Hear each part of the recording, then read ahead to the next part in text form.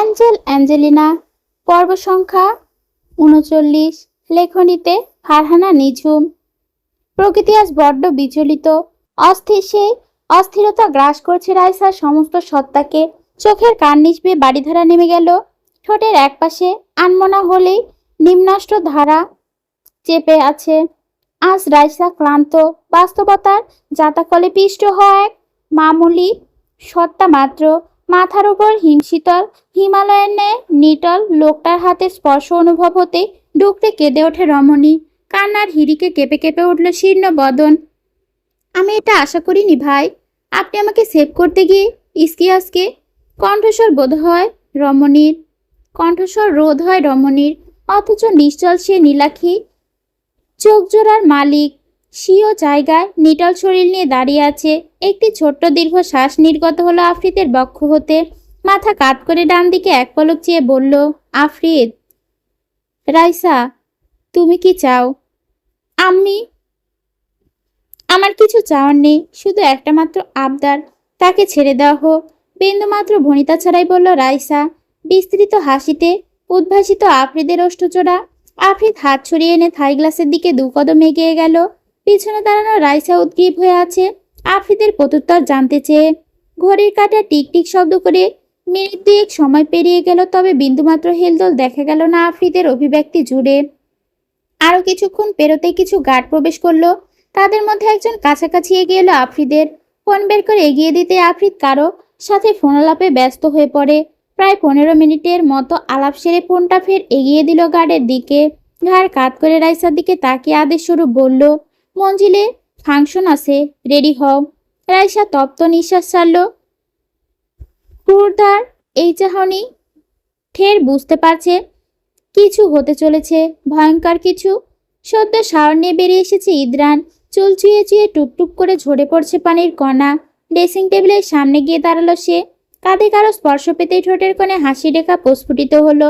সে হাতের মালিককে আলতোভাবে ধরে টেনে নিজের সামনে নিয়ে এলো ইদ্রান। বসিয়ে দিল ড্রেসিং টেবিলের ওপর।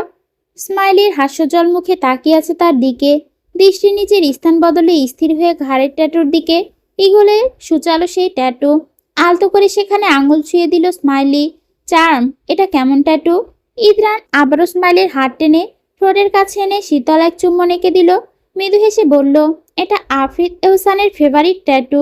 স্মাইলি প্রশ্নবিদ্ধ নয়নে তাকালো তার দিকে। প্রত্যুত্তরে লুসিফার এলেন। ইদ্রান হাসলো। আপনি কি জানেন, প্লিজ চার্ম, আফ্রিদ আপনার থেকেও বেশি সুন্দর। এক মুহূর্তের জন্য থমকালো ইদ্রান, পরক্ষণে হেসে উড়িয়ে দিল স্মাইলির কথাটা। স্মাইলি তবুও থেমে নেই, উঠে দাঁড়ালো, গলা জড়িয়ে ধরে ইদ্রানের। সত্যি বলছি আমি, আফ্রিদ এহসান মারাত্মক সুদর্শন সুপুরুষ। সে যে কেউ তার এই ধারালো দৃষ্টিতে বশীভূত হবে। তার উপরে নীলাক্ষী জোড়া তো আরো ভয়ঙ্কর। ইদ্রান হো করে হেসে উঠল। তুমি কি বশীভূত হয়েছ প্রিন্সেস? স্মাইলি হাস্যোজ্জ্বল স্বরে বলল, যদি বলি হ্যাঁ তাহলে। ততক্ষণে ইদ্রানের বলিষ্ঠ হাত গ্রীবা চেপে ধরে স্মাইলির। তাহলে এভাবে মেরে দেব, I will kill you. Smiley ফিসলে হেসে জানালো, বুঝলাম আপনি জেলাস। ইদ্রান পাল্টা জবাবে বলল, ইয়েস আই অ্যাম। স্মাইলি তাকে ছেড়ে দূরে সরে এলো। বাইরে যেতে যেতে বলল, আচ্ছা ঠিক আছে, আপনি তাহলে তৈরি হয়ে নিচে আসুন, আমি যাচ্ছি। ওকে। স্মাইলি নিচে চলে যেতেই আগমন ঘটে ইলহাম, ন্যান্সি, অ্যাঞ্জেলিনার।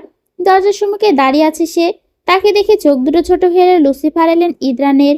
ইলহাম, হ্যাঁ আমি। আপনার সকল কিছু কথা ছিল মিস্টার ইদ্রান ভাইয়া। ইলহামের টোন শুনে কিছুটা চিন্তিত দেখালো ইদ্রানকে। সে সোজাসাপটা বলে, কি চাই তোমার? উত্তর। পাল্টা প্রশ্নের তোপে অন্ধকারে রাজত্ব করা লুসিফার এলেন। ইদ্রান কিছুটা ভরকে যায়, আমতামতো করে বলল, কিসের উত্তর? ন্যান্সি তাচ্ছিলের হাসি টেনে বলল, আপনি কার হয়ে কাজ করেন সেটার উত্তর। নীলাদ্রি ভাইয়ার হাতে যে ইগল আংটিটি ছিল, সেই ট্যাটু আপনার ঘাড়ে কি করছে সেটার উত্তর। অনেকগুলো বছর আগে স্পেনের মিস্টার আলবার্ট নামে একজন ছিলেন সায়েন্টিস্ট।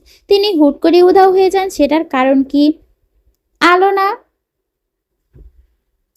আলোনা একজন ছিলেন যাকে কুপিয়ে হত্যা করা হয়েছে। উনি কে?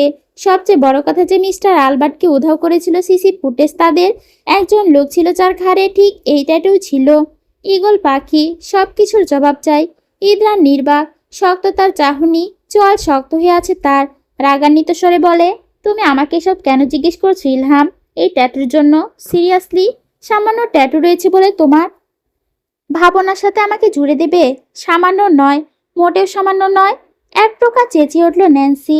আমি জানতে চাই, কে ছিলেন মিস্টার আলবার্ট? আর আপনি কেন নীলাদ্রি ভাইয়ার মতো ট্যাটু করেছিলেন? আপনি ওনার হয়ে কাজ করেন, তাই না? ইদ্রান তপ্ত নিঃশ্বাস ছেড়ে তড়িঘড়ি করে স্যুটটা জড়িয়ে বেরোতে বেরোতে বলল, তোমার মাথা খারাপ হয়ে গেছে, যা ইচ্ছে তাই বলছো। ন্যান্সি ক্ষিপ্ত বাঘিনীর ন্যায় খেপে গেল। আপনি আফ্রিদি হোসেনকে ঠকাতে পারেন না ইদ্রান ভাইয়া। ঠকানোর কথা শুনে পাঁচড়া থামল ইদ্রানের। বেয়াদব মাফিয়া কিং তাকে দিয়ে এত কিছু করাচ্ছে, এদিকে তারই বউ ডিটেকটিভের মতো পিছনে পড়ে আছে। জামাই বউ দুটোই তার ছেঁড়া। ইদ্রান পা চালিয়ে বেরিয়ে গেল। ন্যান্সি হাপুস করছে সত্যিটা জানার জন্য। সে এই রহস্য আর নিতে পারছে না। তাকে জানতে হবে সবটা। যদি সত্যি ইদ্রান আফ্রিদকে ঠকিয়ে থাকে, তার বন্ধুত্বের সুযোগ নিয়ে থাকে, তাহলে ন্যান্সি তাকেও ছাড়বে না। প্রয়োজন হলে আরো একটা খুন করবে সে। সর্বাঙ্গে জড়ানো কালো রঙের পোশাক, মুখে মাস্ক, চোখ দুটো শুধু উন্মুক্ত। চোখ দুটো দেখলেই বোঝা যায় সে একজন নারী। গভীর অদ্ভুত শান্ত চোখের আড়ালে লুকিয়ে আছে অন্ধকার। নিজেকে আড়াল করতেই কালো পোশাকে সম্পূর্ণ আবৃত সে, যেন রাতে এক টুকরো নিশাচর। হাতে ধরা ধারালো অস্ত্রের ফলার কোণ বেয়ে ধীরে ধীরে গড়িয়ে পড়ছে রক্তের ফোঁটা মাটিতে পরে মিলে যাচ্ছে জঙ্গলে স্যাঁতসেঁতে গন্ধে। গভীর এই জঙ্গলের পথ ধরে বেরিয়ে আসছে ধীরে ধীরে। এইটা সেই জঙ্গলের পথ যেখান থেকে আফ্রিদি হোসেনের রিসার্চ সেন্টারের দিকে চলে গেছে। ঘন পাতার ফাঁক গলে সে এগিয়ে আসে। কিছুটা দূরে দাঁড়িয়ে আছে তার পছন্দের গাড়িটি, লালচে রঙের, আগুনের মতো লাল রং, ঠিক তার স্বভাবের মতোই তীব্র। লালটাকে টানে রক্তের রঙের সঙ্গে, যার অদ্ভুত এক সখ্য। রক্তের সাথে খেলতে তার যে ভীষণ ভালো লাগে তা তার নির্লিপ্ত হাত পাতে স্পষ্ট। রক্তাক্ত অস্ত্রটি সে নির্বিকার ভঙ্গিতে গাড়ির ডিকির ভেতর ছুঁড়ে ফেলে। কোনো দ্বিধা নেই, কোনো অনুশোচনা নেই। পরম নিশ্চিন্তায় উঠে বসে ড্রাইভিং সিটে। নিজের হাতে স্টিয়ারিং ঘোরায় দৃঢ় নিয়ন্ত্রিত। ইঞ্জিনের গর্জনে জঙ্গল কেঁপে ওঠে, অথচ তার মুখে এক ফোঁটা ভাবান্তর নেই। তার উদ্দেশ্য কি কেউ জানে না। কে রমণী সেটা অজানা। চারিদিক শুধু ধোঁয়াশা, প্রশ্নের ওপর প্রশ্ন। কিছুটা এগোতেই লাল গাড়িটি রাতের কুয়াশার ভেতর মিলিয়ে যায়। রেখে যায় শুধু টায়ারের দাগার ভাসতে থাকা এক অদৃশ্য আতঙ্ক। অফিসের দীর্ঘ কর্মব্যস্ততা শেষে মাত্র এহসান মঞ্জিলে ফিরছে আফ্রিদ। গত কয়েকটি দিন তাকে নিঃশ্বাস নেওয়ার অবকাশ পর্যন্ত দেয়নি। একদিকে ঈশান ও তিতলির আসন্ন বিয়ের আয়োজন, অন্যদিকে ব্যবসায়িক ডেলিভারি, সম্পূর্ণ মিটিং এবং অন্তহীন দায়িত্ব, সব মিলিয়ে শরীর ও মন দুটোই প্রায় অবসন্ন। ক্লান্ত পদক্ষেপে কক্ষে প্রবেশ করতে সে থমকে দাঁড়ালো। তার সম্মুখে দাঁড়িয়ে আছে ন্যান্সি। মেয়েটির মুখাভাবে অদ্ভুত এক অস্থিরতা বোঝাই যাচ্ছে। অনেকক্ষণ ধরে সে অপেক্ষা করছে। রুমের এক প্রান্ত থেকে আরেক প্রান্তে অগণিতবার পায়চারি করছে কেবল এই মুহূর্তটির জন্য। ন্যান্সি আর এক মুহূর্ত বিলম্ব করল না। গম্ভীর কণ্ঠে বলে উঠল, আমার আপনার সাথে কিছু কথা আছে আফ্রিদ। আফ্রিদ ক্ষীণভাবে ভ্রু উচালো। বল, শুনছি। কথাটি বলে সে ড্রেসিং টেবিলের সামনে গিয়ে দাঁড়ালো। কবজি থেকে ঘড়িটি খুলে টেবিলের ওপর রাখলো। তারপর পকেট থেকে ফোন বের করে নির্বিকার ভঙ্গিতে বিছানার ওপর ছুঁড়ে দিল। ন্যান্সি উৎকণ্ঠা আরো বেড়ে গেল। আফ্রিদ, এদিকে তাকান, আমার কথা মনোযোগ দিয়ে শুনুন। সে সত্যি ভীষণ ক্লান্ত। চোখে মুখে অবসাদের ছাপ স্পষ্ট। তবুও ন্যান্সির গলার উদ্দেকে সুর শুনে সমস্ত ক্লান্তিকে তুচ্ছ করে সম্পূর্ণ মনোযোগ নিবদ্ধ করলো তার দিকে। সে শার্টের বোতাম খোলা রেখে এগিয়ে গেল ন্যান্সির সন্নিকটে, মুষ্ঠ বন্দি করে এই করতল। অতঃপর শান্ত গলায় বলল, এবার বল। ন্যান্সি গভীর শ্বাস নিল, তারপর দ্রুত উঠে বলল, আপনি জানেন ইদ্রান ভাই আপনাকে ঠকাচ্ছে। আফ্রিদের কপালে সামন কুঁচকে গেল। ঠকাচ্ছে মানে? ন্যান্সি আরো কাছে এগিয়ে এলো। তার চোখে মুখে ভয়, স্বয়ং তার আবিষ্কৃত কোনো গোপন সত্যের আতঙ্ক। আপনি জানেন না, নীলাদ্রি ভাইয়ের হাতে যে ঈগল চিনের আংটিটা ছিল, ঠিক সেই একই ট্যাটু আমি ইদ্রান ভাইয়ের ঘাড়ে দেখেছি। আমি নিশ্চিত উনিও নীলাদ্রি ভাইয়ের সঙ্গে জড়িত ছিলেন। আগেও আপনাকে ঠকিয়েছে, এখনো ঠকাচ্ছে। কথাগুলো শুনে এক মুহূর্তের জন্য স্তব্ধ হয়ে গেল আফ্রিদ। ট্যাটুর বিষয়টি সে যেন সত্যিই ভুলে গিয়েছিল, কিন্তু সেই ঈগল চিহ্নের প্রকৃত অর্থ সে ছাড়া আর কেউই জানে না। স্পেনে ছড়িয়ে থাকা তার রক্তপিপাসু বিশেষ বাহিনীর প্রতিটি সদস্যের ঘাড়ে এই চিহ্ন খোদাই করা। সেই বাহিনীর নিয়ন্ত্রণ ও তদারকির দায়িত্বে রয়েছে ইদ্রান। আর ঈগল খচিত আংটিটি তা বহন করে, একমাত্র তার ক্ষমতার প্রতীক। কারণ সে আফ্রিদি হোসেন, আন্ডারওয়ার্ল্ডের সমস্ত অদৃশ্য সম্রাট, মাফিয়া কিং, অসংখ্য অন্ধকার সাম্রাজ্যের একগুচ্ছ অধিপতি। ন্যান্সি তার নীরবতা দেখে আরো উৎকণ্ঠিত হয়ে পড়ল। আমি নিশ্চিত আফ্রিদ, ইদ্রান ভাইয়া আপনার অগোচরে নীলাদ্রি ভাইয়ের সঙ্গে ছিল। আপনি ওনাকে বিশ্বাস করছেন, অথচ উনি। সে বাক্য শেষ করতে পারল না। আফ্রিদ ধীরে ধীরে আরো কাছে এলো তারপর অত্যন্ত কোমল ভঙ্গিতে ন্যান্সির থুতনিতে আঙুল ছুঁয়ে মুখটা উঁচু করলো। গভীর নীলাভ দৃষ্টিতে কিছুক্ষণ তাকিয়ে থেকে মৃদুস্বরে জিজ্ঞেস করলো, তুই আমাকে বিশ্বাস করিস তো? ন্যান্সি এক মুহূর্ত দেরি করলো না, ধীরে ধীরে মাথা নাড়ল। আফ্রিদের কঠিন মুখশ্রীতে ক্ষীণ এক প্রশান্তির রেখা ফুটে উঠল। সে ঝুঁকে এসে ন্যান্সির ললাটের নিচের উষ্ণ অধর ছুঁয়ে দিল। তারপর স্নিগ্ধ আশ্বাস মাখা কণ্ঠে বলল, সব আমি সামলে নেব পরাণ, তুই এসব নিয়ে একটু ভাবিস না। ন্যান্সি তবুও থামল না। কিন্তু আফ্রিদ হিস আফ্রিদ আলতো করে তার ঠোঁটের ওপর আঙুল চেপে ধরল। তার কণ্ঠে নেমে এলো আরো নিচু, আরো মোলায়েম স্বরে, বললাম তো আমি সব সামলে নেব, তুই শুধু আমাকে বিশ্বাস করে থাক, বাকি সবকিছুর দায়িত্ব আমার। কথাগুলো শুনে ন্যান্সি চুপ হয়ে গেল, কিন্তু তার বুকের ভেতর জমে থাকা অস্বস্তিটুকু কোথাও গিয়ে থামলো না। আর আফ্রিদ, সে নীরবে দাঁড়িয়ে রইল। চোখের গভীরে ধীরে ধীরে জমাট বাঁধতে লাগলো অদৃশ্য এক ঝড়। কারণ ন্যান্সি যেটাকে সন্দেহ বলে ভাবছে, তার পেছনে সত্যটা আরো অনেক বেশি ভয়ঙ্কর। দম বন্ধ করা নীরবতার মধ্যে ন্যান্সি ধীরে ধীরে আফ্রিদের করতলটি নিজের দু হাতে আবদ্ধ করলো। আঙুলগুলো কাঁপছে, চোখের তারায় ভাসছে অনুনয়। কম্পমান কণ্ঠে সে বলল, আফ্রিদ, আপনি এসব অন্ধকার কাজ ছেড়ে দিন না প্লিজ। আফ্রিদ এক মুহূর্তে স্থির রইল, তারপর নির্লিপ্ত ভঙ্গিতে নিজের হাত সরিয়ে নিল। পিঠ ফিরিয়ে ব্লেজারটি খুলে সোফার ওপর রাখলো, অতঃপর শার্টের বোতামগুলো একে একে আলতো করে খুলতে লাগলো। ন্যান্সি বিস্মিত দৃষ্টিতে তার দিকে চেয়ে রইল। কি হলো, কিছু বলছেন না কেন? কয়েক মুহূর্ত স্তব্ধতার পর গভীর ভারী কণ্ঠে উচ্চারণ করলো সে, সম্ভব নয়। ন্যান্সি তৎক্ষণাৎ তার সম্মুখে এসে দাঁড়ালো, কপালে উদ্বেগের ভাঁজ, নয়নে অবিশ্বাস। কেন সম্ভব নয়? আপনার কিসের অভাব আছে? অর্থ আছে, প্রতিষ্ঠা আছে, বাড়ি গাড়ি ব্যবসা সবই তো আছে। তারপরও কেন এই অন্ধকারের সাথে নিজেকে বেঁধে রেখেছেন? আফ্রিদ চোয়াল শক্ত হয়ে এলো, গম্ভীর প্রস্তুর কঠিন কণ্ঠে বলল, তুই আর তোর 14 গোষ্ঠীর জন্য। ন্যান্সি হতবাক হয়ে তাকিয়ে রইল। একদম ফাজলামি করবেন না আফ্রিদ, আমি আপনাকে সিরিয়াস কথা বলছি। আফ্রিদ তপ্ত নিঃশ্বাস ফেলল, পার্শ্ববর্তী দৃষ্টিতে তাকালো ন্যান্সির দিকে। শ্রীমমান স্বরে বলল, তুই যেটা চাইছিস সেটা আমার পক্ষে সম্ভব নয়। ন্যান্সির ধৈর্যের বাঁধ ভেঙে গেল, চট করে বিছানা ছেড়ে উঠে দাঁড়ালো। কেন সম্ভব নয় সেটাই তো জানতে চাইছি। আফ্রিদ আর উত্তর দিল না, ধীর পদক্ষেপে টাওয়াল নেওয়ার জন্য এগিয়ে গেল, কিন্তু ন্যান্সি আবারও তার পথ রোধ করে দাঁড়ালো। আফ্রিদ পাশ কাটিয়ে যেতে চাইলে এক হাত বাড়িয়ে কলারের একাংশ আঁকড়ে ধরে অগত্যা থামতে হলো তাকে। এবার কন্যার কঠিন দৃষ্টি আহত অভিমানে পূর্ণ। তার মানে আপনি ছাড়বেন না, তাই তো? এক মুহূর্ত বিলম্ব না করে আফ্রিদ উত্তর দিল, না। একটি মাত্র শব্দ, কিন্তু সেই শব্দটুকুই যেন ন্যান্সির অন্তর বিদীর্ণ করে দিল। তার চোখ দুটি অশ্রুতে টলমল করে উঠল। বুকের ভেতর জমে থাকা শ্বাসরুদ্ধকর অনুভূতি কোনোভাবে আটকে রেখে কাঁপা কণ্ঠে বলল, তাহলে শুনুন, হয় আপনি এই জীবন ছাড়বেন, নয়তো আমাকে। এখন যদি নিজেই সিদ্ধান্ত নিন কোনটাকে বেছে নেবেন। আপনি কোনটা বেছে নেবেন নিজেই সিদ্ধান্ত নিন।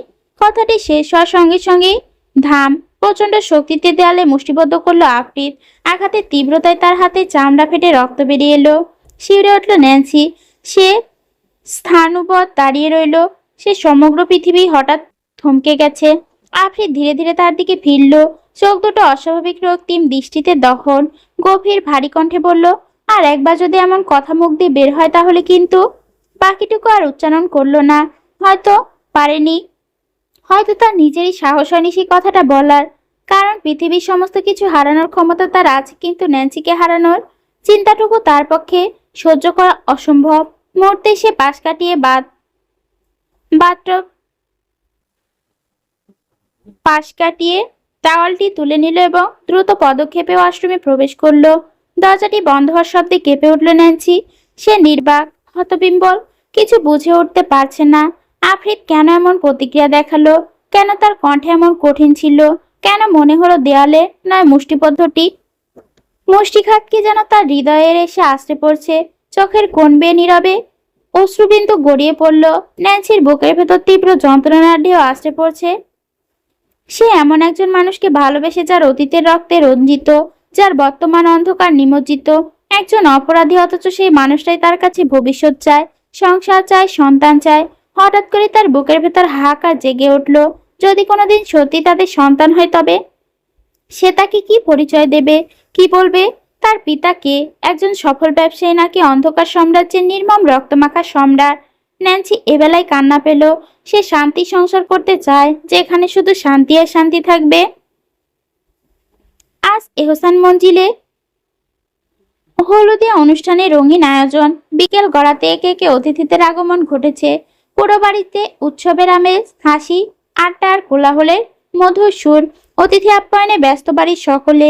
ময়মুনা হোসেনও নিজ হাতে সবার সঙ্গে কুশল বিনিময় করছেন। কখনো উষ্ণ আলিঙ্গন, কখনো স্নিগ্ধ হাসিতে পুরোটা পরিচিতদের অভ্যর্থনা জানাচ্ছেন তিনি। এদিকে স্মাইলি যেন খাঁচা ছাড়া পাখি, কখনো ড্রয়িং রুম, কখনো বারান্দা, কখনো আবার উঠোনে অবিরাম ছুটে বেড়াচ্ছে। বাঙালি বিয়ে সে কখনো দেখেনি। তার কাছে সবকিছু নতুন, বিস্ময়কর, অপারানন্দে ভরা। আজ তার পরনে টকটকে লাল রঙের অপূর্ব এক লেহেঙ্গা। ন্যান্সি নিজেই ড্রেসটি তাকে উপহার দিয়েছে। পার্লারের মেয়েরা পরম যত্নে তাকে সাজিয়ে দিয়েছে। মাথায় খোপা ছোট ছোট ফুল, হাতে রঙিন চুড়ি, ছোট্ট রাজকন্যার মতো লাগছে তাকে। হঠাৎই পাখির মতো উড়ে গিয়ে দাঁতাল তিতলির সামনে দাঁড়ালো তিতলির সামনে। নববধূ বেশে তিতলিকে আজ অদ্ভুত মায়াবী লাগছে। হলুদে আভা মেখে থাকা মুখখানি, অলংকারের সজ্জিত কপাল, লাজুক হাসিতে আলোকিত অধর। মেয়েটি যেন আজ সত্যি নববধূ বলে মনে হচ্ছে। আর কিছুক্ষণ পরেই শুরু হবে বিয়ের আনুষ্ঠানিকতা। অন্যদিকে নিজের কক্ষে দাঁড়িয়েছে ন্যান্সি। পরনে তুষারের মতো শুভ্র একটি লেহেঙ্গা। সাজসজ্জা বলতে তেমন কিছুই করেনি সে। হালকা কাজল আর মৃদু লিপস্টিক ছাড়া মুখে নেই কোনো বাড়তি আয়োজন। আজ নিজেকে সাজাতে গিয়েও তার বুকের ভেতরে অদ্ভুত এক বিষণ্ণতা কাজ করেছে। বারবার কানে ভেসে উঠেছে আফ্রিদের বলা সেই কথাগুলো। সে চেষ্টা করছে নিজেকে সামলে নিতে, সবকিছু ভুলে থাকতে, কিন্তু হৃদয় কি এত সহজে মানে? ক্লান্ত অবসন্ন পদক্ষেপে ধীরে ধীরে কক্ষ থেকে বেরিয়ে এলো ন্যান্সি। বাড়ি জুড়ে মানুষ আর মানুষ। ঠিক তখনই তার দৃষ্টি গিয়ে থামলো সিঁড়ির নিচে দাঁড়িয়ে থাকা এক ব্যক্তির ওপর। কালো রঙে নিখুঁত ছুটে নিজেকে সাজিয়ে রেখেছে আফ্রিদ এহসান। এক হাতে ফোন, অন্য হাতে পকেটে, গভীর মুখে কারো সঙ্গে কথা বলছে সে। ন্যান্সি ধীর পায়ে সিঁড়ি বেয়ে নামতে শুরু করলো। আর ঠিক সেই মুহূর্তে আফ্রিদের দৃষ্টি গিয়ে থামলো তার ওপর। পর মুহূর্তে তার বুকের ভেতর হৃদস্পন্দন যেন ছন্দ ভুলে বসলো। নয়ন জোরে স্থির হয়ে রইল। অধৈর্যকল অজান্তেই সামান্য ফাঁক হয়ে এলো। দৃষ্টিতে এক অদ্ভুত মুগ্ধতা। কন্যা কি তার ওপর অভিমান করে কৃষ্ণপর্ণে আচ্ছাদন ছেড়ে শুভ্রতায় নিজেকে মুড়িয়েছে? শুভ্র লেহেঙ্গায় নেমে আসা ন্যান্সিকে দেখে মনে হচ্ছে যেন তুষারাবৃত কোনো পরি ভুল করে মানুষের ভিড়ে নেমে এসেছে। অস্ফুট স্বরে বলল, প্রায় নিজের অজান্তেই বলে উঠল সে, স্নো হোয়াইট। ন্যান্সি একবার মাত্র তাকালো তার দিকে, শুধু একবার। তারপরে দৃষ্টি সরিয়ে নিল। মুখশ্রী মুহূর্তেই গম্ভীর হয়ে উঠল। নিজেকে আরো গুটিয়ে নিল সে। যে মানুষটিকে সে এত ভালোবাসে, যে মানুষটি তাকে কথার আঘাতে ভেঙে দিয়েছে, যার কঠোর বাক্য এখন তার বুকের ভেতর ক্ষত হয়ে রয়ে গেছে, তার দিকে আর ফিরে তাকাতে চায় না ন্যান্সি। তাই মাথা নিচু করে সে সিঁড়ি বেয়ে নেমে গেল। আর আফ্রিদ সে স্থির হয়ে দাঁড়িয়ে রইল। ফোনের ওপাশে কে কথা বলছে, কি বলছে তার আর কিছুই কানে পৌঁছালো না। কিন্তু মস্তিষ্ক তা ধরল না। তার সমস্ত মনোযোগ, সমস্ত অনুভূতি আটকে রইল এক শুভ্র বসনা রমণীর ওপর, যে আজ তাকে দেখেও না দেখার ভান করে চলে গেল। যুবক ঠোঁটে ঠোঁট পিষল। রেগে আসছিল, মানলাম, তাই বলে হবে কষ্ট দিবি? বিয়ের আনুষ্ঠানিক পর্ব সমাপ্ত হয়েছে অল্পক্ষণ পূর্বে। পবিত্র কবুলের ধ্বনি স্থিমিত হতে নব দম্পতিকে আনুষ্ঠানিকভাবে অভ্যর্থনায় অংশ হিসেবে আলোকোজ্জ্বল ডান্স ফ্লোরে নিয়ে আসা হলো। চারিদিকে করতালির উচ্ছ্বাস, হাস্যরোল আর ক্যামেরার ঝলকানিতে মুখরিত হয়ে উঠছে সমগ্র মঞ্জিল। ঈশানের মুখাবয়বে অবশ্য উৎসবে সেই উচ্ছ্বাসের লেশমাত্র নেই। এমন আড়ম্বর তার স্বভাব বিরুদ্ধ। সে বহুবার আপত্তি তুলেছিল, কিন্তু আফ্রিদি হোসেনের একটি মাত্র কঠোর দৃষ্টি তার সমস্ত আপত্তিকে নীরব আত্মসমর্পণে পরিণত করেছে। অতঃপর অনিচ্ছা সত্ত্বেও তিতলির পাশে এসে দাঁড়াতেই হয়েছে তাকে। সমগ্র আয়োজনে ভার যেন নিজের কাঁধে তুলে নিয়েছে ন্যান্সি। তার নিখুঁত তত্ত্বাবধানে একের পর এক অসাধারণ যুগল চিত্র ধারণ করে চলেছে। প্রতিটি ফ্রেমে নবদম্পতির লাজুক হাসি, সংকোচ আর নতুন জীবনের অনিশ্চিত আনন্দ যেন শিল্পীর তুলিতে আঁকা এক জীবন্ত ক্যানভাস। নবদম্পতির পাশে এসে দাঁড়িয়েছে ইদ্রান ও স্মাইলি। অপর প্রান্তে পাশাপাশি অবস্থান নিয়ে আফ্রিদ ও ন্যান্সি। চার জোড়া মানুষের উপস্থিতিতে ডান্স ফ্লোরে যেন আরো জীবন্ত, আরো বর্ণিল হয়ে উঠছে। তবুও সেই রঙিন পরিবেশের মাঝখানে এক অদৃশ্য শীতলতা স্পষ্ট অনুভব করছিল আফ্রিদ। ন্যান্সি একবারের জন্য তার দৃষ্টি নিবদ্ধ করলো না, মুখ ফিরে রেখেছে অন্যদিকে, যেন আফ্রিদ নামক মানুষটির অস্তিত্বই তার কাছে অর্থহীন। আফ্রিদ বুঝতে পারছে নীরবতাই সবচেয়ে কঠিন অভিমান। সে ধীর পায়ে আরো খানিকটা সন্নিকটে এগিয়ে এলো। চারপাশে কোলাহলকে উপেক্ষা করে অত্যন্ত নিম্নস্বরে উচ্চারণ করলো, সরি। একটা শব্দ, মাত্র একটি শব্দ, কিন্তু সেই শব্দটুকু ন্যান্সি হৃদয়ের প্রাচীরে আঘাত হানতে পারল না। সে নিরুত্তাপ নির্বিকার ক্ষমার পরিবর্তে নীরবতাকেই বেছে নিল। পরক্ষণে আলতো ভঙ্গিতে আফ্রিদের সান্নিধ্য ছেড়ে ডান্স ফ্লোর থেকে সরে এলো। সাদা লেহেঙ্গার প্রান্ত মৃদু দোল খেতে খেতে সে গিয়ে বসলো কল্পনার পাশে। কল্পনা এতক্ষণ নিশ্চুপ দর্শকের মতো সমগ্র আয়োজন অবলোকন করছিল। ন্যান্সিকে নিজের পাশে বসতে দেখে তার বিবর্ণ অধরে এক ফালি স্নিগ্ধ হাসি ফুটে উঠল। আর দূরে দাঁড়িয়ে আফ্রিদি হোসেন স্থির দৃষ্টিতে চেয়ে রইল নিজের অভিমানী রমণীর দিকে। সেদিন প্রথমবারের মতো তার মনে হলো তার শত্রুর গুলি, রক্তাক্ত সংঘর্ষ কিংবা মৃত্যুর মুখোমুখি দাঁড়ানো যতটা কঠিন নয়, তার চেয়ে অসহনীয় হলো প্রিয় মানুষটির নীরব অভিমান। রাত তখন 2:30 বাজে। নতমস্তকে মাস্টার বেডের মাঝখানে বসে আছে নতুন বধূ। অপেক্ষা করে চলেছে সদ্য স্বামী হওয়া মানুষটির জন্য। তিতলি জানে না নতুন জীবন তার কিভাবে শুরু হবে। সে তো আর কম জ্বালায়নি ঈশানকে। এখন যদি রাগ দেখিয়ে ভাবনার মধ্যখানে খট করে দরজা খুলে ভেতরে প্রবেশ করলে ঈশান।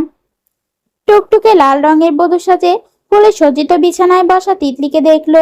সে নিজেই যেন সদ্য ফোটা এক গোলাপ ফুল, দেখতে একদম জীবন্ত। রমণীর চোখে আজ হাজার স্বপ্ন, তবে সঙ্গে কাজ করছে এক রাশ ভীতি। ভয়ে হৃদয় প্রান্ত মরুভূমির ন্যায় শুকিয়ে আসছে।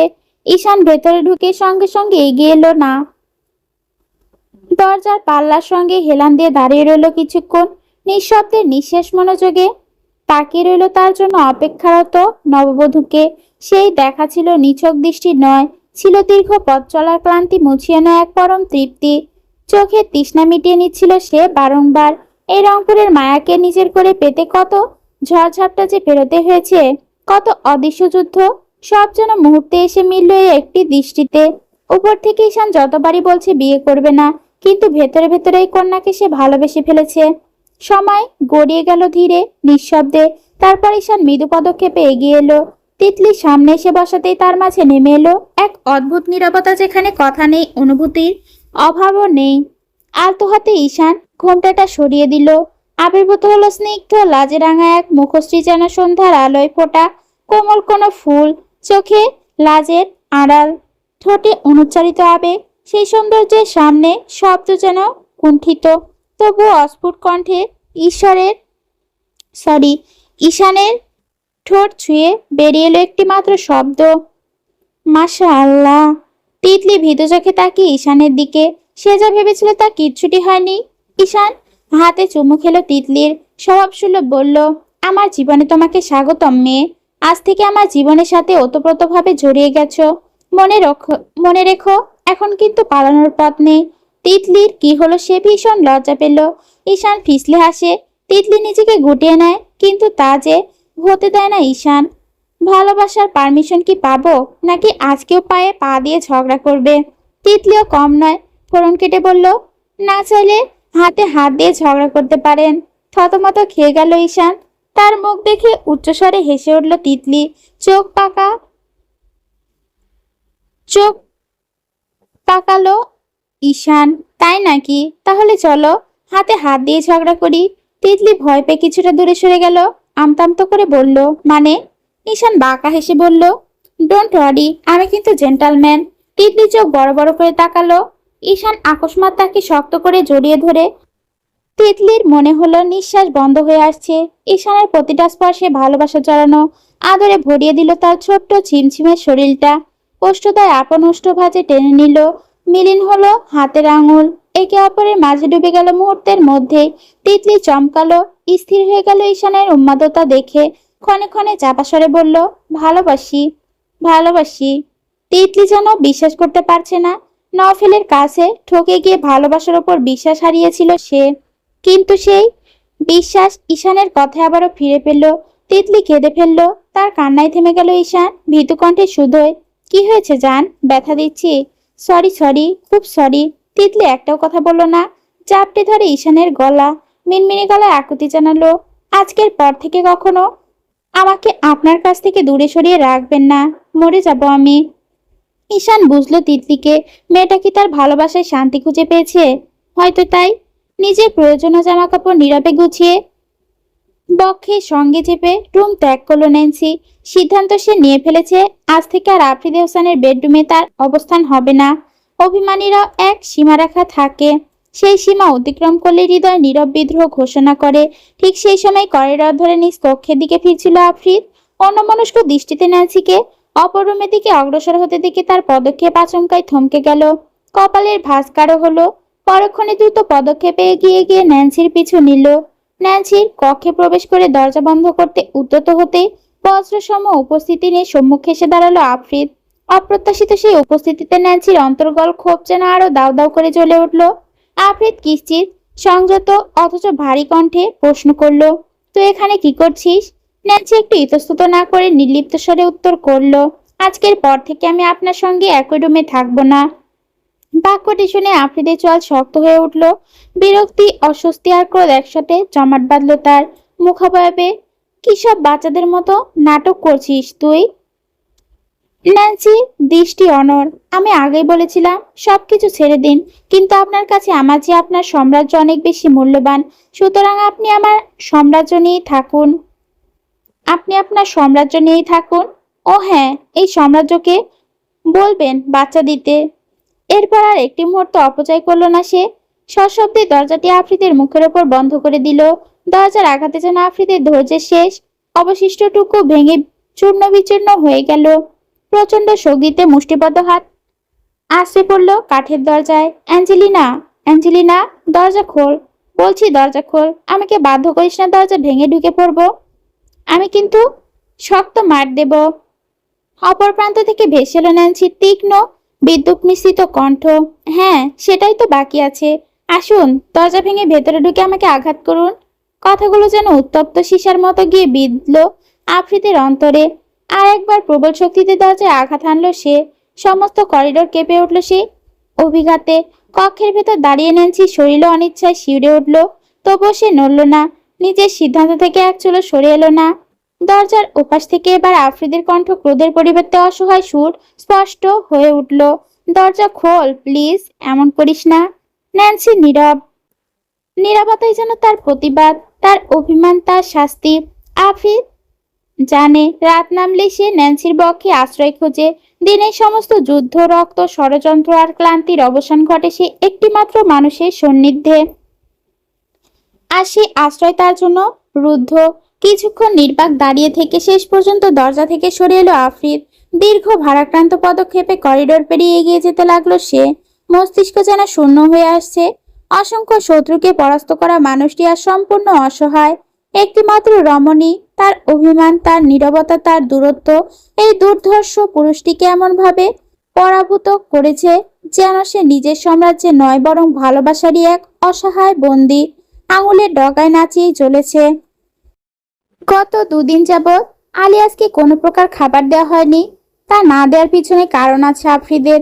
এ একটা নরখাদক তাকে অতিষ্ঠ করে তুলেছে। খুব শীঘ্রই সে সবকিছু বন্দোবস্ত করবে। রিসার্চ সেন্টারেও যেতে হবে তাকে। মিস্টার আলবার্টের সঙ্গে কথা বলতে হবে, নয়তো ভয়ঙ্কর কিছু ঘটতে চলেছে সামনে, তা বেশ আন্দাজ করতে পারছে আফ্রিদে হোসেন। সকাল সকাল দম বন্ধ করা নীরবতা, অদৃশ্য উত্তেজনার চাপ। স্মাইলি আর ইদ্রানের ফেরার খবরটা ন্যান্সির কানে ঢোকার পর থেকে তার মাথার ভেতর প্রশ্নেরা বিষের মতো ছড়িয়ে পড়ছে। বার্সেলোনা যেখানে থেকে তারা এসেছিল সেখানে আবার ফেরা, কিন্তু কেন? হঠাৎ কেন? এই কেন কোনো উত্তর কেউ দেয়নি। আফ্রিদের কথাই শেষ কথা, ওরা ফিরছে মানে ফিরছে, ব্যাস। ন্যান্সির মস্তিষ্ক তখন ঝড়, অসংখ্য প্রশ্ন একসাথে আসতে পড়ছে, কিন্তু উত্তর নেই একটাও।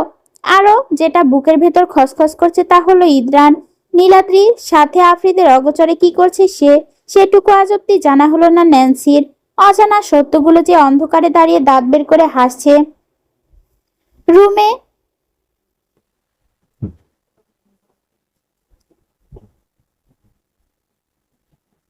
রুমে ইদ্রান আছে এই খবর পেয়ে অনুমতির তোয়াক্কা না করে ঢুকে পড়ল ন্যান্সি। দরজার কড়া শব্দে ঘরে বাতাস কেঁপে উঠল। চোখে চোখ রেখে সে ছুড়ে দেয় প্রশ্ন কণ্ঠের তীক্ষ্ণতা, ঠোঁটে বিদ্রুপ। পালিয়ে যাচ্ছে ইদ্রান ভাইয়া? এত ভয়? ইদ্রান ধীরে ফিরে তাকালো। ঠোঁটের কোণে বাঁকা হাসি, সেই চেনা ঠান্ডা হাসি। ভয় কিসের? ন্যান্সির চোখে তখন ক্রোধের অগ্নিশিখা। কথাগুলো সে যেন চিবিয়ে চিবিয়ে বের করে আনে। ধরা পড়ে যাওয়ার ভয়? আমার কাছে ধরা পড়ে যাবে বলে পালাচ্ছেন? ইদ্রান হেসে ওঠে, হালকা নির্লিপ্ত হাসি, যেন প্রশ্নগুলো তার গায়ে লেগে গড়িয়ে পড়ে। এসব ভয় ইদ্রান পায় না বুঝলে? তাহলে পালাচ্ছেন কেন? এক মুহূর্ত থামে ইদ্রান, গাটা সামান্য বাঁকিয়ে চোখে রহস্যের ছায়া টেনে বলে, গিয়ে তোমার এহসানকে জিজ্ঞেস করো। কথাগুলো ঘরের দেয়ালে ধাক্কা খেয়ে প্রতিধ্বনিত হয়। ন্যান্সি বোঝে এই যাত্রা শুধু ফেরা নয়, কারো না কারো গোপন সত্যের পালাবদল। ইসকিয়াস আজ 2 দিন ধরে ঘুমাতে পারে না। তাকে সাসপেন্ড করে দেওয়া হয়েছে। সে নাকি ইচ্ছে করে রাইসাকে পালাতে সাহায্য করেছে। উপর মহল থেকে বলা হয়েছে এই ঘটনার উপর তদন্ত কমিটি বসাবে। যতদিন না তদন্ত শেষ হচ্ছে ততদিন অবধি ডিউটিতে জয়েন করতে পারবে না সে। যখন ইসকিয়াসকে সাসপেন্ড করা হয় তখন চোখ দুটো ঝাপসা হয়ে এসেছিল ছেলেটার। এত কিছু করেছিল নিজের দায়িত্বের ওপর কঠোর থেকে। নিজ পরাণের আইনের পোশাককে সম্মান জানিয়ে নিজের সবটা দিয়ে চেষ্টা করেছে দেশের প্রতি দায়িত্ব পালন করতে। অথচ দিন শেষে আজ সাসপেন্ড লেটার তার হাতে। বড় মায়া হয় নিজের ওপর ইসকিয়াসের। এই পেশাজনের নিজের ভালোবাসার পরোয়া করেনি, অথচ আজ তাকেই দিনটি দেখতে হচ্ছে। কিছুদিন আগেই দিবা ফোন বের করে ইসকিয়াসের খোঁজ খবর নিয়েছে। ইসকিয়াস টুকটাক কথা বলে ফোন রেখে দিয়েছে। ল্যাপটপ কোলে নিয়ে দীর্ঘ সময় ধরে সেই একই ভিডিও দেখে চলেছে যা তাকে ইদ্রান পাঠিয়েছে। You have made a very big mistake by doing this, Idran. ফোঁস করে নিঃশ্বাস ছাড়ল ইসকিয়াস। তীব্র রাগ নিয়ে বলল, তোমার মোটে উচিত হয়নি এই ভিডিওটা আমাকে পাঠানো। এবার দেখবে অন ডিউটিতে থাকা অফিসার যা করতে পারেনি অফ ডিউটিতে তাই করে দেখাবে। I mean it, just wait and watch. Research সেন্টারে রয়েছে রাইসা। এই কয়টা দিন তার জন্য দমবন্ধকর ছিল, তবে সে আজ খুশি। ইদ্রান জানিয়েছে ইসকিয়াস ঠিক আছে, সুস্থ সবল বার্সেলোনা রয়েছে। ইদ্রান আর আফ্রিদ একত্রে এসে পৌঁছেছে রিসার্চ সেন্টারে। সর্বপ্রথম দেখা করলো রাইসার সাথে। রাইসাকে জানানো হলো তার আবারও ফিরে যাচ্ছে বার্সেলোনা, তাদের শহরে, যেখানে রাজ করে আফ্রিদ হোসেন। কিন্তু আবার বার্সেলোনা ফিরে যাওয়ার কি ঠিক হবে? রাইসার কথায় টেবিলের ওপর রাখা মার্বেলের পাথরটা তুলে নিল আফ্রিদ। সেটা শূন্যে ছুঁড়ে আবার ধরে ফেলেছে। অতঃপর বাঁকা হেসে বলল, তোর কি মনে হয় রাইসা আমি আফ্রিদ কাউকে ভয় পাই? প্রত্যুত্তরে শুষ্ক ঢোক দিল রাইসা। ইদ্রান ফোনালাপ শেষে বলল, আই থিঙ্ক এখন আর ইসিয়াস আমাদের কিছু করতে পারবে না। যদি করতে চায় তাহলে তার পাওয়ারের প্রয়োজন। এতদিন নিজেকে ইন্সপেক্টর হিসেবে যতটা যা করতে পেরেছে এখন সাধারণ মানুষ হিসেবে হয়ে তার দ্বারা সম্ভব নয়। আফ্রিদ ফের হাসল, হেড চেয়ারে গায়ে এলিয়ে দিল। কদর্য হেসে বলল, সময় এসেছে ইন্সপেক্টরের সাথে দেখা করার। রাইসা চমকে ওঠে আফ্রিদের কথায়। সে জানে আফ্রিদ দেখা দেওয়া মানেই মৃত্যু। কিন্তু ভাই, রিল্যাক্স রাইসা, এত উতলা হতে নেই। থেমে গেল রাইসা। অবশ্য সে ভুল পথে হাঁটছে। তার অন্ধকার জীবনে ইসকিয়াসের মতো আলোর দিকে হাত বাড়ানো বোকামি ছাড়া কিছুই নয়। আফ্রিদ রাইসার উদ্দেশ্যে বলল, মন শক্ত করতে শিখতে হয় কন্যা। অন্ধকার থেকে আলোর আশা করা বোকামি বই কিছু নয়। রাইসার চোখ ঘোলাটে হয়ে এলো। অবশ্য সে যদি আফ্রিদকে বলে যে সে ইন্সপেক্টরকে ভালোবাসে, তাহলে আফ্রিদ ছেড়ে দেবে তাকে। বেছে নিতে হবে তার পথ। কিন্তু রাইসা চায় না সেই জীবন যেখানে অমানিসা ছাড়া কিছুই নেই, যেখানে মানুষ বাঁচতে মানুষকে মারে। আলো আধারে ডুবে আছে পুরো বাড়ি, ঘুটঘুটে অন্ধকারে যে কেউ ভয়ে সেটিয়ে যাবে। এই আধারে কেউ একজন সিঁড়ি বেয়ে নিচের দিকে অগ্রসর হচ্ছে। হ্যাঁ, এটা ইলহাম ন্যান্সি অ্যাঞ্জেলিনা। আগের মতো তার অন্ধকারে ভয় পায় না। সে তো এক পুরুষকে ভয় পায়, সেই পুরুষের নাম আফ্রিদি হোসেন। এই পুরুষ ব্যতীত ন্যান্সি কাউকে ভয় পায় না। গতকাল আফ্রিদকে কক্ষে আসতে দেয়নি ন্যান্সি, অথচ আজকে পুরোটা দিন আফ্রিদ স্বাভাবিক ছিল।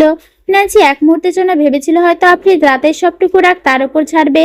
ক্লান্ত শরীরটা নিয়ে নিচের দিকে অগ্রসর হতে কিছু একটা শব্দ পেল। কেউ একজন বেসমেন্টের দিক থেকে বেরিয়ে আসছে। আতকে কপালে ঘাম ঝরছে রমণীর, চোখের কোটা বড় হয়ে এলো তার। ন্যান্সি আড়াল হয়ে গেল তৎক্ষণাৎ। কে এটা বুঝতে পারছে না। অবয়ব ধীরে ধীরে পা ফেলে সদর দরজার দিকে এগিয়ে চলেছে। জুতোর শব্দ হচ্ছে, নীরবতা ভেঙে এই শব্দটুকু ভয়ঙ্কর শোনাচ্ছে। ফাঁকা ঢোক গেল ন্যান্সি, বুকের ভেতর মোচড় দিচ্ছে তার। মস্তিষ্ক চড়ে একটা নামে ঘুরপাক খাচ্ছে। আফ্রিদ হোসেন, এটা কি সত্যি? সত্যি আফ্রিদ নাকি অন্য কেউ?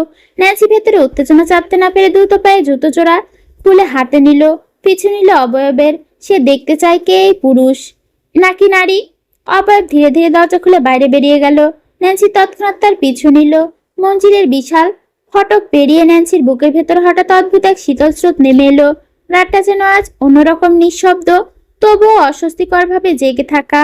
কুয়াশার ধোঁয়াটে পর্দার আড়ালে দাঁড়িয়ে আছে এক ছায়ামূর্তি, স্থির নির্বাক অপেক্ষমান। ন্যান্সির চোখ প্রথমে গিয়ে থামে পায়ের দিকে। পায়ে মেয়েলি জুতো জোড়া পরা, চিকন মসৃণ পায়ের রেখা। না, এ কোনো পুরুষ নয়, এ এক নারী। হৃৎপিণ্ডটা ধক করে ওঠে, রক্ত যেন কানে এসে বাজতে থাকে। মস্তিষ্ক ভেতর ঝড় তোলে।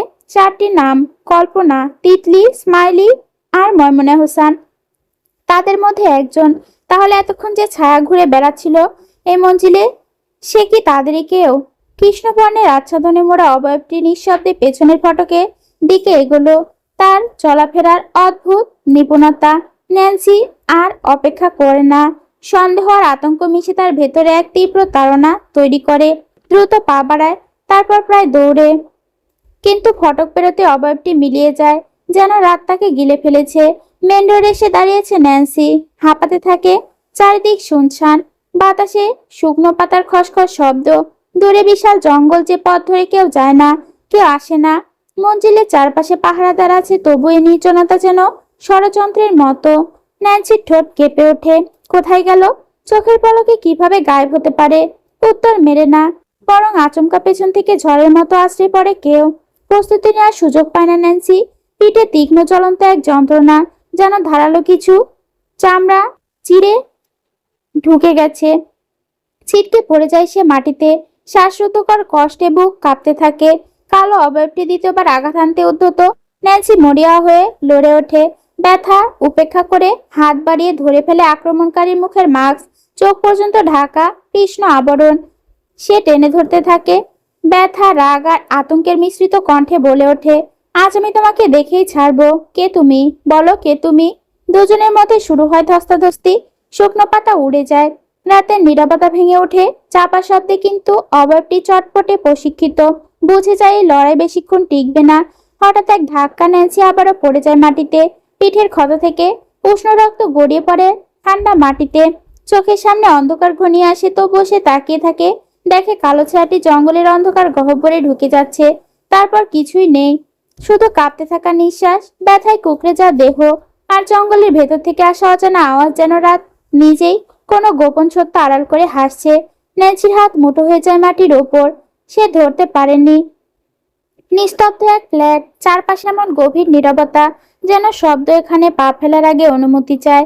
বিশাল কাজে জানালা দিয়ে ঢুকে পড়া আলো মেঝের ওপর ফিকে সোনালি ছায়া এঁকে রেখেছে। সে আলোর ভিতর দাঁড়িয়ে আছে এক নারী, অপরিচিতা, অনাবিষ্কৃত, অদ্ভুত এক রহস্যে মোড়া। সে কে? কি তার পরিচয়? কোথা থেকে এলো? জানা নেই কিছুই। ধীরে নিঃশব্দ ভঙ্গিতে সে নিজের পরনের কালো পোশাকটি ফুলে আদুরে ছুঁড়ে ফেললো। কালো কাপড়টি মেঝেতে পড়ে রইল নিঃশব্দ, সঙ্গীর মতো। চোখের পলকে বদলে গেল তার রূপ। সুইমিং কস্টিউমে মরা দেহ যেন নীলাভ আভা ছড়িয়ে পড়ল। ফ্ল্যাটের মাঝখানে বিস্তৃত সুইমিং পুলটি অস্বাভাবিক শান্ত, পানির রং গাঢ় নীল, অন্ধকারে আকাশের মতো গভীর। হঠাৎ এক ঝাঁপ জল ছিটকে উঠল চারিদিক, নীরবতা ভেঙে এক মুহূর্তের জন্য শব্দের বিস্ফোরণ, তারপর আবার নিস্তব্ধতা। সে সাঁতার কাটছে এপার থেকে ওপারে, তার চলনে কোনো তাড়াহুড়ো নেই, নেই কোনো ক্লান্তি, যেন প্রতিটি স্ট্রোক হিসেবে কষে দেওয়া, প্রতিটি নিঃশ্বাস নিয়ন্ত্রিত।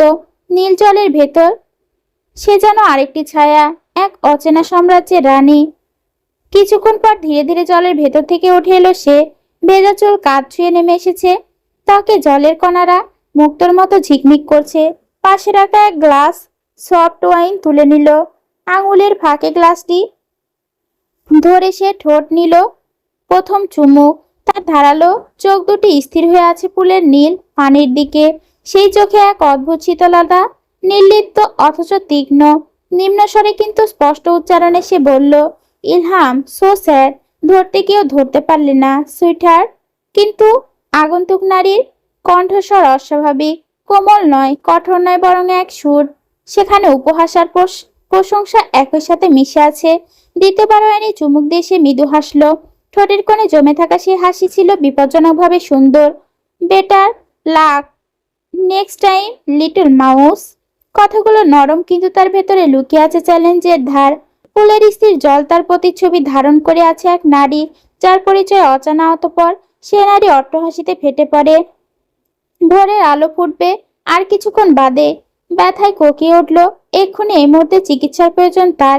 এই সময় কার কাছে যাবে? তিতলি, কল্পনা, স্মাইলি, মৈমুনা হাসান চারজনেই তার সন্দেহের তালিকায় রয়েছে।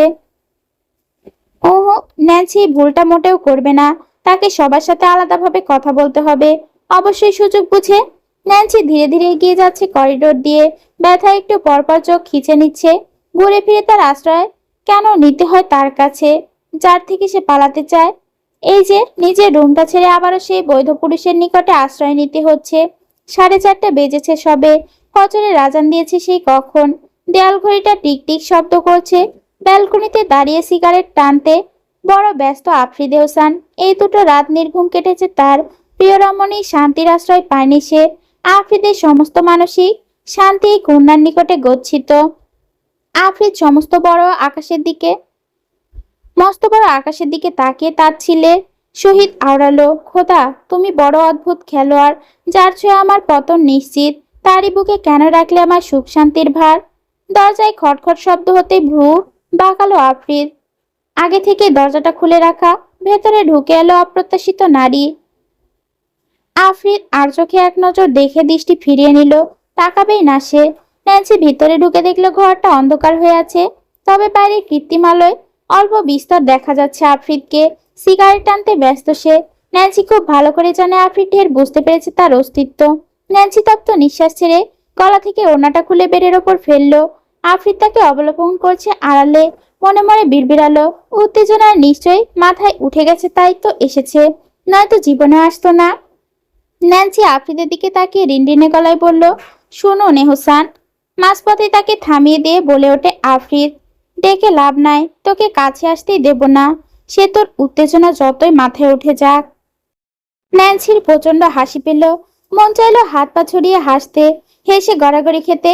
উত্তেজনায় নাকি তাকে বলছে তার উত্তেজনা নাকি উত্তেজনার নাতি তাকে বলছে তার নাকি উত্তেজনায় নাকি মাথায় উঠে গেছে। আপনার সাথে রং তামাশা করার সময় নেই আমার। কথাটা শ্রবণ গোচরে প্রবেশ করতেই জ্বলে উঠল আফ্রিদ। কপাল জুড়ে দেখা দিল উদ্বেগের ভাঁজ।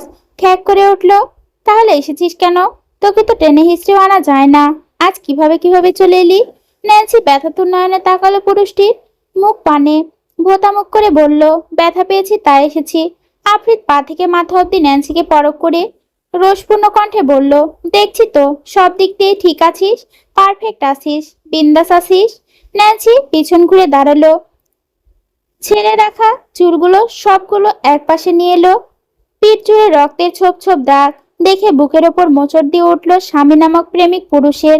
কেউ যেন অদৃশ্য হস্ত দ্বারা তার হৃৎপিণ্ড খামচে ধরেছে। আফ্রিদ সিগারেট হাতের মুঠোয় পিষ্ট করলো, কপালের রগগুলো ইতিমধ্যেই ফুলে ফেপে দৃশ্যমান। রাগের মাথায় চুল খামচে ধরে ন্যান্সি আগের ন্যায় রিনরিনে গলায় বলল, হেল্প করেন না প্লিজ। আফ্রিদ চট করে ব্যালকনি ছেড়ে ন্যান্সির নিকট এগিয়ে এলো। নরম তুলতুলে হাতটা শক্ত করে চেপে ধরে। একে পিঠে ব্যথা, আবার তার উপর হাতের মোচড়। হিমশিম খাচ্ছে ন্যান্সি। তোকে কি বলি, মাথায় ঢুকে না? এই, তোকে বলেছিলাম না এই দেহে যাতে একটা ফুলের টোকাও না লাগে। তাহলে লাগলো কেন? বল কেন লাগলো? শেষের কথাটা চিৎকার করে বলল আফরিদ। কেঁপে উঠল শীর্ণ বদনখানি। নিজেকে গুটিয়ে নিল ন্যান্সি। ছাড়ুন, লাগবে না আপনার হেল্প। উফ। আফরিদ মোটেও ছাড়ল না। ন্যান্সিকে টেনে নিয়ে বসালো বিছানায়। সে গিয়ে বসলো ন্যান্সির পেছনে। উষ্ণ তাজা রক্ত, শুষ্ক ঢোক গিল মাফিয়া কিং। বুকে ব্যথা হচ্ছে তার। এই রমণীকে কতবার বলেছে যে সে ব্যথা পেলে আফ্রিদের কষ্ট হয়, অথচ তবুও ব্যথা পাবে। তার তো জ্বালাতেই হবে আফ্রিদকে। না জ্বালিয়ে পেটের ভাত হজম হয় না। জামা খুল। চাপা রাগ দেখে বলল আফ্রিদ। ঠিক এই ভয়টা এতক্ষণ ধরে পাচ্ছিল ন্যান্সি। জামা খুলতেই হবে। অবশ্য লজ্জা বা ভয় পাওয়ার কিছুই নেই। স্বামী হয় তার। কিন্তু কি করবে, তবুও দ্বিধা কাটিয়ে উঠতে পারছে না রমণী। বলছিলাম, জামা না খুললে হয় না? ন্যান্সির কাঁপা কাঁপা গলায় বলা কথাটা শুনে হুঁশ হারালো বেয়াদব পুরুষ। টেনে ফিতে খুলে ফেললো। এক টানে শরীরে লোমকূপ অব্দি দাঁড়িয়ে পড়ে। আফরিদ লাইট জ্বালানোর প্রয়োজন বোধ করলো না। জামাটা কাঁধ থেকে নামাতে ভেতরের কাপড়ে নজর এলো চিকন বেলটা। বড়সড় ঢোক গিল আফরিদ। তবে অনুভূতির দরজায় সপাটে তালা ঝুলিয়ে দিল তৎক্ষণাৎ। ন্যান্সির অধরষ্ট কাঁপছে নিদারুণ ভঙ্গিতে। সামনে ড্রেসিং টেবিলে প্রতিবিম্ব ফুটে উঠছে দুজনের। এমন এক ভঙ্গিতে বসেছে যার তরুণ দুজনকে আয়নায় দেখা যাচ্ছে। বাইরে কৃত্রিমালয় ঘরটা আধো আলো আলোকিত হয়ে উঠেছে।